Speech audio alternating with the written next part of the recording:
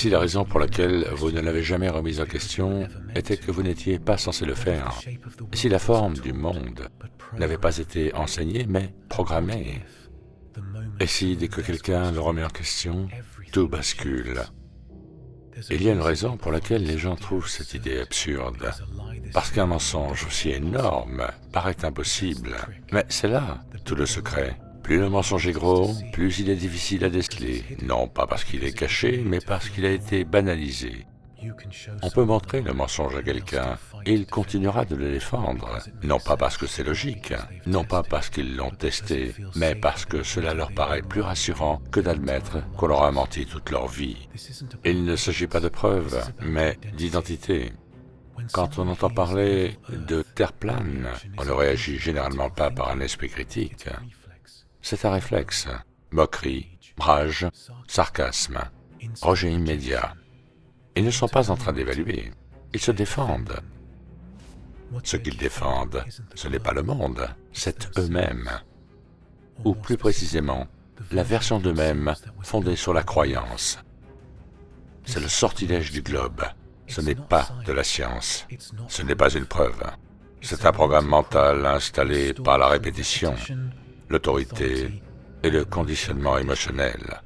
Il n'a jamais été question de découverte. Il s'agissait d'obéissance, de consensus, de se conformer à une vision du monde qui n'avait jamais demandé votre permission. La plupart des gens n'ont pas choisi le modèle du globe terrestre. Il leur a été imposé durant leur enfance, à travers les dessins animés, les logos, les films et les manuels scolaires, avant qu'ils ne soient capables de penser de manière critique, avant même qu'ils ne comprennent le fonctionnement des croyances. C'est pourquoi, lorsque l'on remet en question une croyance, on ne remet pas en question une idée. Vous menacez une structure d'identité, de sécurité sociale et d'attachement émotionnel. Et cette menace active des mécanismes de défense. La moquerie est un masque, le sarcasme un bouclier, la rage un rempart. Ils ne réfléchissent pas, ils protègent le système. Je le constate en permanence. Dès que l'on conteste le récit, une vague de réactions se déclenche. Déviation, moquerie, exigence de preuve, alors même que la personne qui réagit n'a jamais vérifié la moindre affirmation, aucune méthode, aucune mesure, juste la foi dans le système et l'indignation lorsqu'il est remis en question. Ce ne sont pas des arguments, ce sont des archétypes, des schémas de pensée qui imprègnent les individus. C'est ce que l'on appelle l'effet agent Smith. Dès que l'on prononce le signal de la vérité, le virus s'active. Des personnes en apparence ordinaire deviennent soudainement hostiles, non parce que vous êtes dangereux, mais parce que la vérité l'est. La Terre plane n'est pas une croyance, c'est ce qui reste lorsque l'on abandonne toute croyance au globe. Et c'est ce qui les effraie. Non pas l'idée d'une Terre plane, mais l'effondrement du cadre mental qu'on leur a appris à appeler réalité. L'exil social est bien réel. La plupart des gens ne l'admettront pas. Remettre cela en question, c'est risquer d'être rejeté, d'être la risée de tous, étiqueté, moqué. Cette peur est primitive, ancrée. C'est pour ça qu'ils se défendent, non pas parce qu'ils ont vérifié le globe, mais parce qu'ils ont peur d'être seuls face à cette question.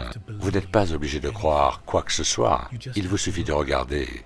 Observez les comportements, observez la résistance psychologique, observez la rage que la vérité inspire. Ce n'est pas une réponse confiante, c'est la réaction de quelqu'un sous l'emprise d'un sortilège. La vérité authentique n'a pas peur d'être remise en question.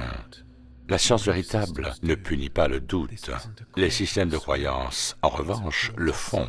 Il ne s'agit pas ici de convaincre. C'est un appel à observer, à remarquer ce qui se passe lorsque la vision du monde d'une personne est menacée, à reconnaître les mécanismes de défense pour ce qu'ils sont. Ego, peur, programmation. Et si vous regardez ceci, et que vous avez ressenti cette résistance en vous, tant mieux. Cela signifie que le message est passé. Nous ne sommes pas là pour convertir qui que ce soit. Notre but est de dissiper les interférences. Il ne s'agit pas de persuasion, mais de reconnaissance de schéma. Merci de votre écoute. C'était Christian de Neo Human Hive.